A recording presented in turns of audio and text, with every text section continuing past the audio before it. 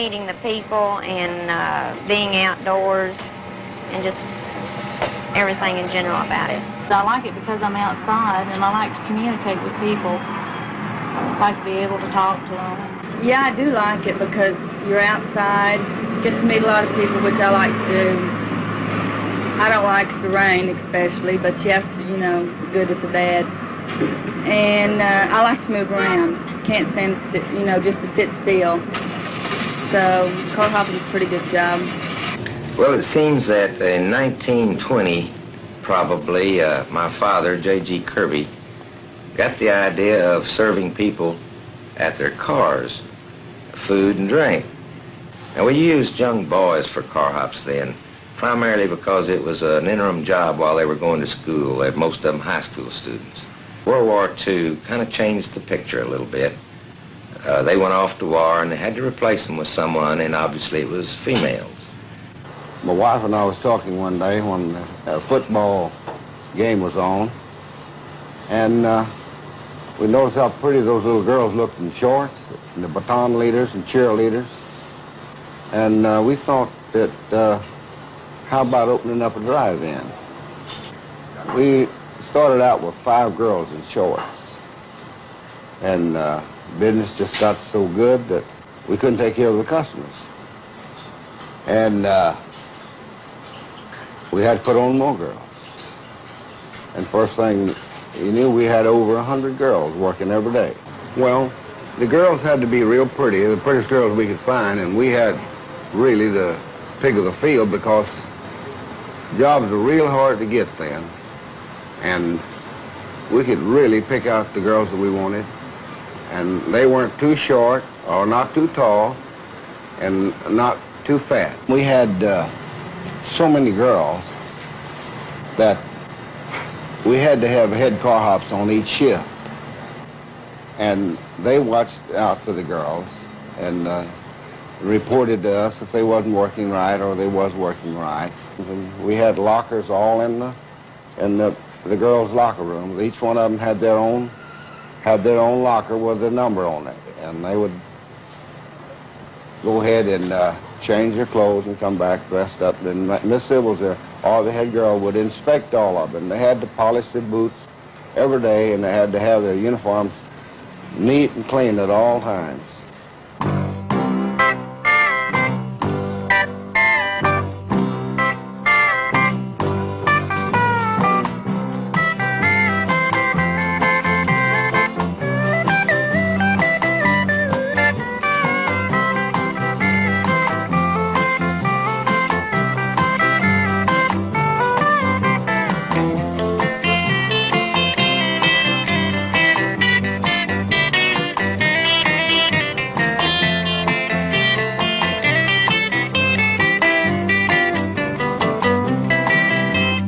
During the heyday of the drive-ins in the 1950s, the early 50s and the middle 50s, the average age of the girl was around 22, 23 years old, anywhere from 18 to 35, much as it is today.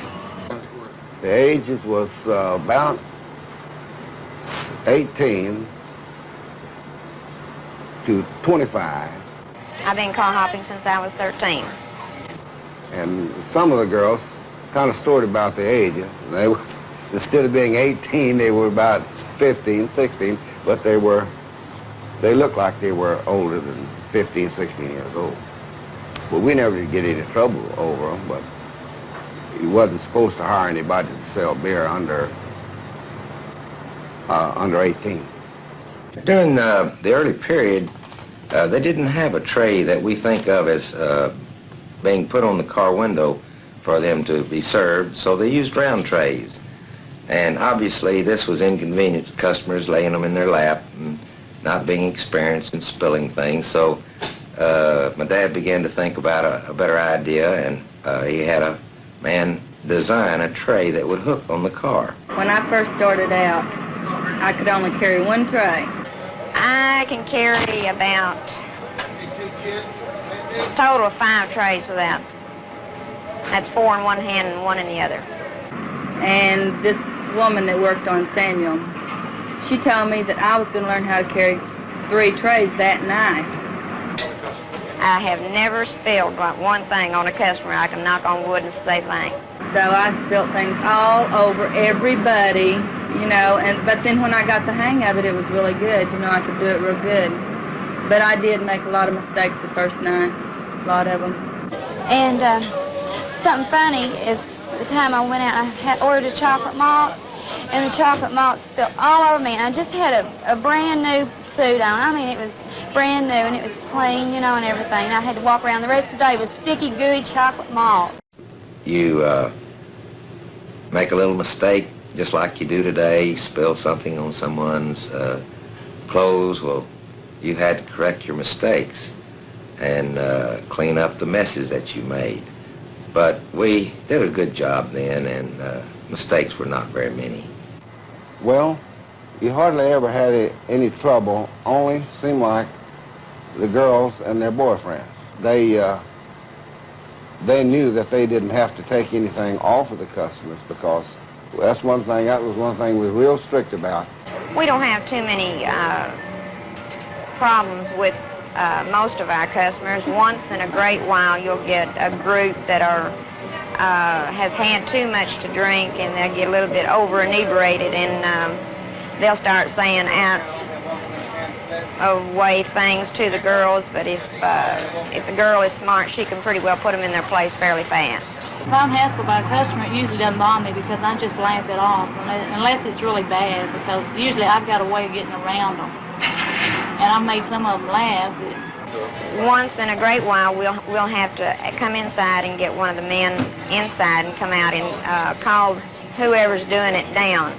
But mainly, if they get too bad, well, we'll just cut them off and say, no more beer, or you can't be served anymore. And just tell them that either they cool it or they have to leave the lot. Well, if I know the customer and know how they really are thinking, then I turn something around on them and get a laugh out of them, because I figure maybe something's bothering them, that they need a laugh. If the customers said anything to the girls that they didn't like, well, they'd come and tell us right away. And the manager would go out there and straighten them out, or we'd get them off without somewhere or other. 90% of the customers are real nice. They really are. No, really, I hassle the customers. They don't hassle me. The girls, then as now, work chiefly on tips. Well, we got paid 10 cents an hour, and we're well-paid employees through the economy of that era. Some people that needed to work badly were able to survive on their job here. They made tips, such as they do today. Well, at that day and time, it didn't seem like much, but it was good wages in those days. $3 a day, which wasn't much. But if they made a 10-cent tip, well, they was real satisfied. Most of all their tips was really 5 cents or 10 cents, maybe a quarter sometimes. But those was hard days. Our tips are 90% of our income, and they range from any amount you can imagine, but they are 90% of our income. I keep my money with the little green spots all at one end, so I can just spot it right off whether they're in line or not. And when they hand it to me, I just automatically fold it and put it like that. Some of the girls carry theirs with the green up, but I always got mixed up because one end looks the same, you know, to me. So this way, it's easier for me like that. Like any business, you continually tried to do a little better job in preparing your product or serving your product to the public. And they would use fat girls, 10 or 12 of the heaviest girls they could find.